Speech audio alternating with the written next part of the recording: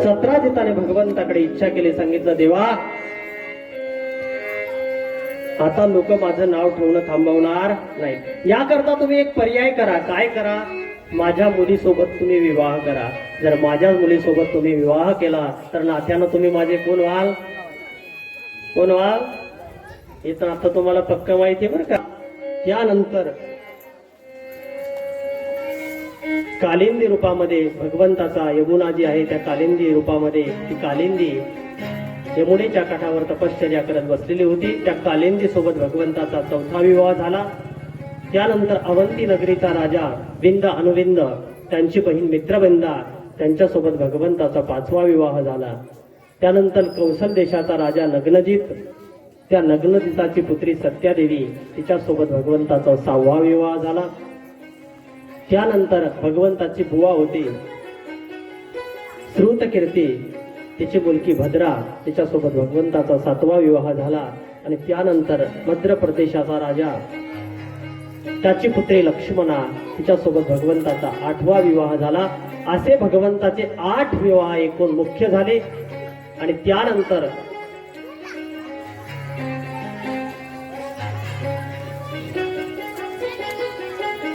त्यांना एक खुर्ची द्या तिथे, असू द्या एखादी, किती वेळ उभं राहिलं काय करत नाही. असे मुख्य 8 विवाह झाले.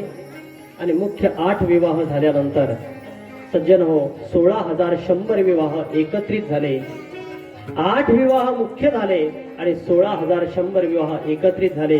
कसे झाले तुम्हाला सांगेन मी, की भगवान परमात्मा एक वेळेस भगवंताकडे एक वार्ता आली की एक प्रागज्योतिषपूर नगरीचा राजा, त्याचं नाव होतं भौमासूर. तो भौमासूर प्रत्येक नगरीवर स्वारी करायचा आणि स्वारी केल्यानंतर त्या नगरीतून फक्त राजाची राजकन्या आणायचा. काय करायचा? बाकी काहीच करत नव्हता. बाकी तिथली धनसंपत्ती काहीच नाही. राजाची असणारी सुंदर राजकन्या तो घेऊन यायचा. असं करताना त्याने 1 नाही 2 नाही 3 नाही असं नाही तर 16,100 राजकन्या आणल्या. किती? आणि 16,100 राजकन्या आणून त्याने कारागृहामध्ये ठेवल्या. त्याने विचार केला की सर्व राजांच्या राजकन्या आणून सर्वांसोबत मी एकदा विवाह करेन. सर्वांना कारागृहात आणून टाकलं. ही वार्ता द्वारकाधीश भगवंताला कळाली. आणि द्वारकाधीश भगवंताला कळाल्यानंतर द्वारकाधीश भगवंताने त्या प्रागज्योतिषपूर नगरीवर आक्रमण केलं. आक्रमण केल्यानंतर द्वारावरच एक राक्षस होता, त्याचं नाव होतं मूर. त्या मूर दैत्याचं आणि भगवंताचं युद्ध झालं. पण युद्ध झाल्यानंतर मूर दैत्य जो होता त्या दैत्याला भगवंतानी मारलं. आणि मारल्यानंतर तेव्हापासून भगवंताचं नाव पडलं मुरारी. काय पडलं? आपण काय म्हणतो? श्रीकृष्ण गोविंद हरे मुरारी.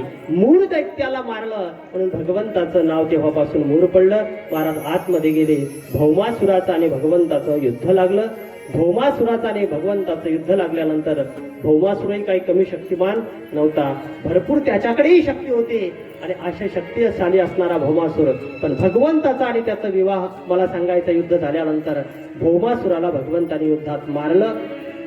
प्रागज्योतिषपूर नगरी आपल्या ताब्यात घेतली. आणि ताब्यात घेतल्यानंतर आता मात्र 16,100 कन्यांना कारागृहातून भगवंताने बाहेर काढलं. बाहेर काढल्याबरोबर त्या राजकन्या भगवंताला भांडायला लागल्या. आता बघा बरं का, एखाद्यावर आपण कृपा करावी त्यानं आपल्याला भांडावं, नाही का? एखाद्याला आपण जेलमधून सोडवं आणि त्यानं म्हणावं का सोडवलं मला, म्हणजे केवढा कुठाना झाला, नाही का? देवाला वाटलं हे तर उलटच झालंय. मी यांना बाहेर काढलं आणि ह्या शिव्या द्यायला लागल्यात. देवाला सांगायला लागल्या, देवा का मला बाहेर काढलं? देव म्हटले, अरे तुम्हाला कारागृहात टाकलं होतं. म्हटले कारागृहात जरी टाकलं असलं तरी ते आमच्यासाठी चांगलं होतं. का? कारण भौमासुराने आम्हाला राजवाड्यातून पळवून आणलं आणि इथं ठेवलं. त्यामुळे आता आम्ही आमच्या वडिलांकडे जाऊ शकत, राजवाड्यात आम्ही जाऊ शकत नाही. मग बरं कधी का होईना भौमासुराने आमच्यासोबत विवाह केला असता आणि त्यांच्या पत्न्या बनून आम्ही राहिलो असतो. पण आता आम्ही काय करायचं? आता कुठं जायचं? एक तर तुम्ही भौमासुराला मारलं आणि आम्ही आमच्या आई वडिलांकडे जाऊ शकत. आता आम्ही कुठं जायचं सांगा? भगवंताने सांगितलं, ज्याला कोणी नाही ना त्याला मी आहे. ज्याचा कोणीच स्वीकार करत नाही, सबके लिए खुला है मंदिर यह हमारा. सबके लिए खुला है मंदिर ये हमारा सबके लिए खुदा है मंदिर ये हमारा सबके लिए खुदा है मंदिर यह हमारा सबके लिए खुदा है मंदिर यह हमारा सबके लिए खुदा है मंदिर ये हमारा सबके लिए खुदा है मंदिर ये सबके लिए खुदा है मंदिर ये हमारा सबके लिए खुदा है मंदिर ये हमारा आओ कोई विपत्ति आओ कोई बिखरनी आओ कोई विपत्ति आओ कोई बिखरनी आओ कोई विपत्ति आओ कोई बिखरनी आओ कोई विपत्ति आओ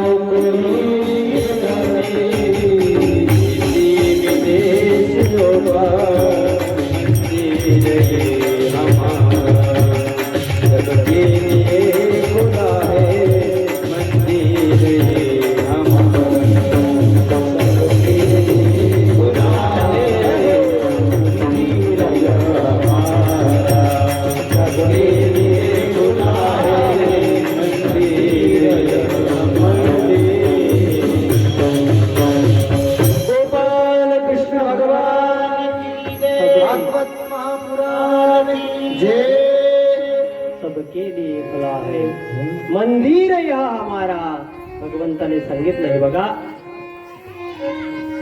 नाही ना तुम्हाला कोणी स्वीकारणारा मी आहे तुम्हाला स्वीकारेल त्याचा आवाज थोडा द्या श्रीराधे कारेल मी आणि महाराज भगवंताने 16,000 मला सांगायचंय तुम्हाला जेव्हा सर्वांचा आधार तुटतो तेव्हा आपल्याला आधार देणारा कोण असतो हा?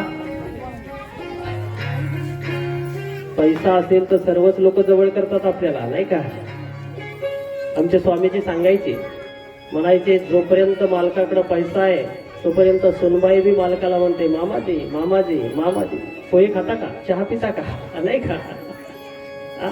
सब पैसे के भाई भाई सब पैसे के भाई भाई सब पैसे के भाई भाई सब पैसे के भाई अपना साथी नहीं रे कोई अपना साथी नहीं रे कोई सब पैसे भाई भाई सब पैसे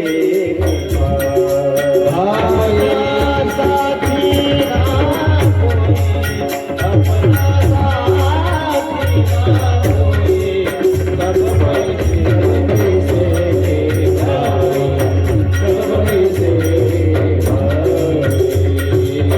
अपने पल्लों में पैसा हो अपने पल्लों में पैसा हो तो कोई मेरे सदा अपना पैसा निकल गया अपना पैसा निकल गया पैसा नहीं होते जब पैसे के भाई जब पैसे के भाई जब पैसे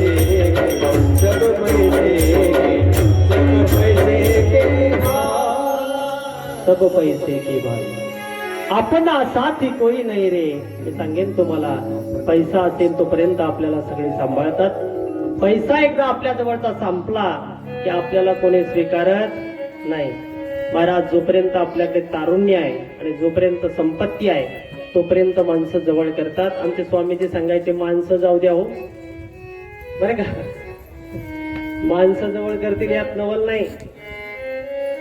पैसा असेल तोपर्यंत माणसं जवळ करतील यात नवल नाही.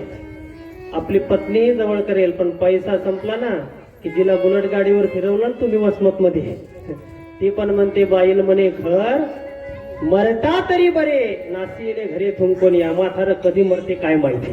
कोणती कोणती तिला तुम्ही बुलेटवर फिरवलं ते नाही का. पण आता नाही का, जेव्हा वय संपत जोवरी तळनगा तोवरी मनती माझा, मान येते लहान थोर देह सुखयाचा काजा, इंद्रिय मावळले आला बागोला आजा. महाराज ज्याने करोडोची इस्टेट संपन्न केली त्याला मग सुनबाई म्हणते आला बागोला आजा. लहान मुलाला दाखवते हे बघ, जर बोलशील तर कोपऱ्यात बागुलबुवा बसला. कोणता? ज्याने 50 एकर घेऊन ठेवली. किती? 50 एकर घेऊन ठेवली तो बागुलबुवा होतो, कोपऱ्यात बसावं लागतं त्याला. म्हणून महाराज आपला साथी देणारा तो भगवान परमात्मा आहे. त्याला आपण जर जवळ केलं तर तो आपला स्वीकार केल्याशिवाय राहणार नाही. आज 16,100 राजकन्यांना भगवंताने आधार दिला आणि सांगितलं या माझ्या घरी राहायला. तर म्हटलं असं जमणार नाही. घरी राहायला म्हणजे काय? अहो आम्ही काय थोडे आहोत, 16,100 आहोत. तुमच्या घरी तुम्ही किती दिवस जगवणार आणि तुमच्या घरी असं आम्हाला कोण राहू देणार? असं आम्ही येणार नाही. मग आम्हाला तिथे काहीतरी अधिकार पाहिजे. अधिकार असला तर आम्ही तिथे येऊ. काय अधिकार देवा, काय अधिकार देवा भगवंताने? 16,100. अहो पहिल्याच किती पत्न्या केलेल्या होत्या? आपल्या एकानच परेशानी झाली सगळ्याची नाही का. एकानच घर सोडायची वेळ आली. 8 केल्यावर तर मग काही खरंच नाही. महाराज तुम्हाला काहीच आश्चर्य वाटेना. मला सांगा बरं का, 16,108 पत्न्या भगवंतानी केल्या हे सांगितल्यानंतर तुमच्या डोक्यावर काहीच ताण आला नाही? आला का ताण? काहीच नाही आला. अहो एक पत्नी जरी केली तर तिचा किती व्याप असतो तुम्हाला माहिती आहे? समजा एक पॉन्डचा डबा आणला तर किती रुपयाचा झाला? किती? पॉन्ड डब्बा किती रुपयाला आहे? कोणती पावडर वापरता तुम्ही? हा छोटा म्हणलं तरी 5 रुपयाचा आहेच का नाही? 10 रुपयाचा नाही का? एका पत्नीला एक डब्बा आणला फक्त, बाकीचं सांगत नाही बरं का. 16,108 डबे पॉन्ड्सचे भगवंताने आणले. किती खर्च झाला? किती? बाकीचा सांगत नाही. फेअर अँड लव्हली त्याचा मी तुम्हाला. एकाचा खर्च एवढा आहे तर बाकीचा खर्च केवढा असेल? आणि एवढा व्याप सांभाळून समाधानी राहणारा फक्त भगवान परमात्मा आहे. गोपाल कृष्ण भगवान की जय. मला सांगायचं आहे तुम्हाला, भगवंताने 16,100 कन्येसोबत विवाह केला. अशा भगवंताच्या 16,108 पत्न्यासोबत भगवंताचा विवाह संपन्न झाला. आणि संपन्न झाल्यानंतर पुढे असा कथा भाग येतो की राजा परीक्षिती सुखदेव भगवंताला विचारतात की का हो, मी असं ऐकलं होतं की भगवंताचा एक प्राण सखा होता, त्याचं नाव सुदामा होतं. त्या सुदामाचं चरित्र मला ऐकायचंय. आणि असं म्हटल्यानंतर भगवंता मला सांगायचंय, भगवान सुखदेव सांगायला लागले की राजा परीक्षिती, भगवंताचा एक मित्र जो सुदामा होता.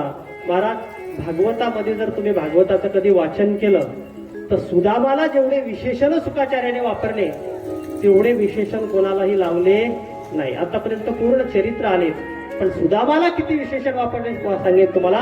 कृष्णसी सखा कश्चित ब्राह्मणो ब्रह्मवित्तमः विरक्त इंद्रियार्थेषु प्रशांत आत्मा जितेंद्रिय वापरलं.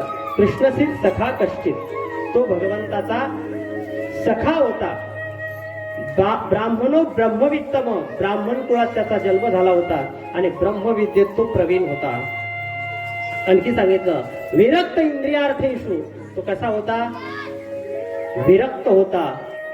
इंद्रिय त्याच्या ताब्यात होते. आणि प्रशांत आत्मा जितेंद्रिय. माणसाला सुखी व्हायचं असेल तर ह्या गोष्टी जर जवळ आणल्या तर माणसं सुखी होऊ शकतात. एक गोष्ट सांगितलं की तो विरक्त होता. इंद्रियावर त्याचा ताबा होता. आपला ताबा आहे का इंद्रियावर? आत्ता जर या बिल्डिंगच्या घरात जर भजे तळायला लागले तर कोणाचंच कसेच लक्ष राहणार नाही. प्रत्येक वेळ कशाचा वास आलाय नाही का? इंद्रिय आपल्या कथेत बसल्यानंतर आपलं लक्ष तिकडे जाईल का? कारण इंद्रिय आपल्या ताब्यात नाही आहेत. परंतु सुदामजीचे इंद्रिय हे स्वतःच्या ताब्यात होते. महाराज विरक्त होते. एकदा जर मधुकरी मागायला गेले तर 5 घरं मागायचे. किती घरं? आणि 5 घरं मागितल्यानंतर 5 घराच्या पुढचं जर एखादं घर असेल तर सुदामजीनं कधी मागितलं नाही. पहिल्या घरी जर नाही दिलं, दुसऱ्या घरी जर नाही दिलं, तिसऱ्या घरी जरी नाही दिलं, चौथ्या घरी जर नाही दिलं आणि जर त्या दिवशी मिळालीच नाही भिक्षा तर 5व्या नंतर 6वं घर त्यांनी कधी मागितलं नाही. एवढा त्याग त्यांच्या जीवनात होता. आणि प्रशांत आत्मा जितेंद्रिय, प्रशांत आत्मा, प्रसन्न होते ते. किती प्रसन्न होते? मला सांगायचे काही न मिळतानाही त्यांच्या मनातली शांती कधी ढळली नाही. आपल्याकडे सर्व उपलब्ध आहे पण आपण समाधानी नाही आहोत. भरपूर पैसा आहे, पहिल्यापेक्षा घर चांगलं आहे नाही का? पहिल्यापेक्षा बंगले बांधले चांगले. मला सांगायचं आहे पूर्वीची पद्धत आणि आताच्या पद्धतीमध्ये फरक आहे. पूर्वीच्या पद्धतीमध्ये घर जरी चांगले नसतील तरी समाधान मात्र फार होतं नाही का? आता घर मस्त बिल्डिंग बांधलेले आहेत भरपूर वेगवेगळे काही ठिकाणी. तर आम्हाला असं तुम्हाला आम्ही मुंबईला गेलो होतो महाराजांना आम्ही कार्यक्रमाला. बाथरूमला गेल्यानंतर तिथं 4-5 टावेल ठेवलेले होते. पण ते महाराजांचा स्वभाव तर तुम्हाला कळला असेल नाही का? प्रसन्नच असते कुठं. आता आम्ही त्या आजीबाईच्या घरी असतो राहायला, त्यांना माहीत झालं असेल ज्यांच्याकडे आम्ही राहतो. काय नाव त्यांचं? रामकिसन भाऊ नाही का? ते उत्तम भाऊ ते काय इथं बसले होते. ते त्यांच्या मातोश्री, मग त्यांना मुद्दामून नाव विचारलं मी त्यांना. राधाबाई नाही का? हा, आम्ही कृष्ण भक्तच आहेत म्हणायचं राधिकाबाई म्हणल्यावर नाही. त्या आत्ता मला भेटायला आल्या आणि भेटायला आल्यानंतर मी सांगतो कशा करता की प्रसन्नता असावी. महाराज आमचे किती मस्त त्यांना बोलतात काही पण. आजीबाई चहा पाहिजे, चहा हजर नाही का? नाश्ता करायचा. आता आम्ही कथेहून उठलो आणि गेलो तिकडं की पहिल्यांदा एक दिवस त्यांनी ते काय पोहे तयार करून आणले. महाराज म्हटले नाही आम्हाला पोहे नाही पाहिजे, आम्हाला काय पाहिजे? हा, आज आपल्याला ती कथा बघायची. सुशीला पाहिजे आम्हाला. सुशीला भेटायला लागली दररोज तिथे नाही का? हा, आणि आत्ताचा प्रसंग मी तुम्हाला सांगेन. माणसं जिव्हाळा लावतात, प्रेम लावतात. आता आम्ही जेव्हा आता आलो तेव्हा येत असताना तेव्हा मला भेटायला आले. आता दर्शन करताना त्यांचे डोळे भरून आले. म्हटले महाराज आज तुम्ही जाणार आहेत? म्हणलं आता नाईलाज आहे, जो आला त्याला प्रत्येकाला जावं लागणार, त्याचे काही विषय नाहीये. पण मला सांगायचं एवढं प्रेम तुम्ही आम्हाला देता. आम्हाला फार कधी कधी असं या गावातून असं वाटतं की जाऊ नाहीये का? कारण तुमचं प्रेमच आम्हाला एवढं लागलं. महाराज 10 माणसं सांभाळणं एवढं सोपं नाही आहे. 10 माणसाला सांभाळायचं. आज आम्ही तिथं कपडे टाकतो, कोण धुतले आम्हाला माहीत नाही. आजीबाईच्या सुनबाई फार चांगल्या भेटल्या, नसीबवान आहात तुम्ही नाही का? आमचे कपडे टाकलेले तेवढे त्या याच्यामधून कधी नेतात आणि कधी धुवून टाकतात आम्हाला माहित. दिवस आम्ही त्यांना खूप त्रास दिला, त्याबद्दल आम्ही त्यांची एकदा माफी मागतो नाही का? कारण नकळत आमच्याकडून कधी चुकावी होऊ शकतात, असं काही नाही. तेव्हा खूप त्यांचं सहकार्य, खूप त्यांनी आम्हाला प्रेम दिलं. मला सांगायचंय, मी सांगत असतो प्रशांत आत्मा जितेंद्रिय. आम्ही त्या घरात राहिलो ना, आम्हाला कोण सासून कोण सून कळली नाही. मला सांगायचंय 7 दिवस तर आमच्या लक्षात आलं नाही. आम्हाला वाटलं की ते सासूबाई सून आहेत का लेक, हे आम्हाला काही लक्षात आलं नाही. म्हणून मला सांगायचंय की अशी प्रसन्नता घरात असेल तर आनंदच आनंद आहे. म्हणून प्रशांत आत्मा जितेंद्रिय, आपण प्रसन्न राहायला पाहिजे.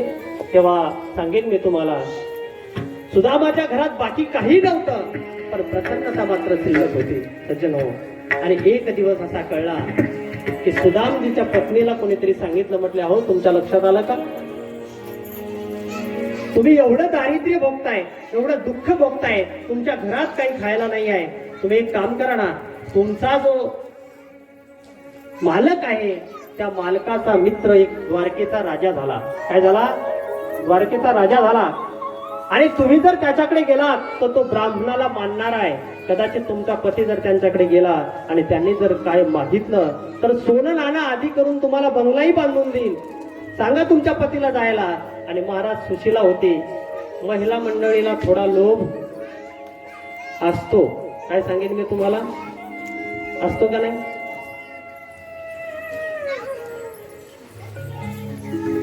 खरबूज जरी कापले तर त्याच्या बिया वाळवून ठेवतात नाही का? खरबूज जर कापलं तर बिया फेकून देता का? नाही, बांधून वाळवून ठेवतात का पुढच्या वर्षी कामाला येतील नाही का? का? कारण तो संसार चालवायचा असतो ते त्यांनाच माहिती असतं. त्या पद्धतीनं चालवणं ते काही सोपं नाहीये एवढा संसार चालवायचा. मला सांगायचं आहे, आज तिला आशा लागली की खरंच माझा जर पती मागायला गेला आणि जर खरंच माझ्या पतीला जर भेटलं तर किती आनंद आहे. सुदामाकडे ती गेली आणि सुदामाकडे गेल्यानंतर सुदामजीला सांगितलं, म्हटले का हो, तुमचा मित्र द्वारकेचा राजा झाला, एकदा तरी भेटायला जा, तो आपल्याला काहीतरी देईल. आणि असं म्हटल्यानंतर सुदामजीनं सांगितलं, हे बघ, तू पहिल्यांदा भेटायला जा म्हणली इथपर्यंत ठीक होतं, पण काही देईल आपल्याला हिच्याकरता मी तिथं जाऊ शकत नाही, कारण मी मागणारा नाही आहे. तो मला भार देईल पण मी त्याला मागणार नाही.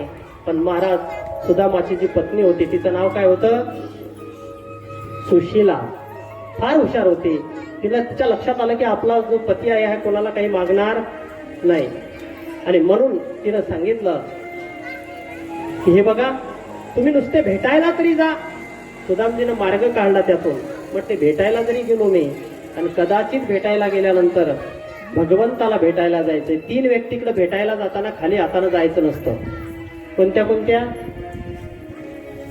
3 व्यक्ती की त्यांच्याकडे जाताना आपण खाली हातानं जायचं नाही. खाली हातानं म्हणजे काय? खाली हातानं म्हणजे काही ना काही घेऊन जायचंय. असे 3 व्यक्ती कोण कोण आहेत? एक गुरु, एक देव आणि तिसरा मित्र. या 3 व्यक्तीकडे जाताना कधीच खाली हातानं जायचं नाही. मित्राच्या घरी जर आपण चाललो तर जात असताना काही ना काही घेऊन जायचंय. गुरुकडे जात असताना काही ना काही घेऊन जायचं आणि देवाकडे जात असताना काही ना काही घेऊन जायचं. सुदामजीने सांगितलं, अगं सुशीले, मी जायला हरकत नाही, पण आपल्या घरी गरिबी केवढी आहे आणि अशा गरिबीत जर माझ्या मित्राला भेटायला मला जायचं असेल तर त्याला काही न्यावं लागेल. एका नात्याने तो माझा मित्र आहे, दुसऱ्या नात्याने तो माझा कृष्ण म्हणजे जगद्गुरु, सगळ्या जगताचा गुरु असल्यामुळे तो माझा गुरु आहे आणि तो भगवान परमात्मा आहे, मित्रही आहे, देव आहे आणि गुरु आहे. जात असताना खाली हाताने मी कसं जाणार? तेव्हा सांगितलं, खाली हाताने जाण्याची गरज नाही. म्हटले काय? मी तुम्हाला काहीतरी देते. आणि महाराज सुशीलेनं 4 घरचे 4 मुठी तांदूळ आणले. किती? आता तांदळाला कमी आहे का तुम्हाला? तुम्हाला एका माणसाला किती आहेत? किती? एका माणसाला 2 किलो. हा, त्या तांदळावर नावच आलं पाहिजे होतं, मोदी साहेब कृपा, नाही का? लोकांना कामच करण्याची गरज राहिली नाही महाराज. काही लोकांना असं वाटते, म्हणजे ज्याच्याकडे शेती आहे त्यांना जाऊ द्या, पण ज्याच्याकडे शेती नाही त्याला वाटते कोरोना कायमच राहावा, नाही का? कारण म्हटलं तर 5-5 किलो तांदूळ दर महिन्याला भेटायला लागले, नाही का? कामच करायचं काम नाही, नाही का? पण महाराज, त्या सुशिलेच्या घरी 1 मूठ तांदूळ नव्हते.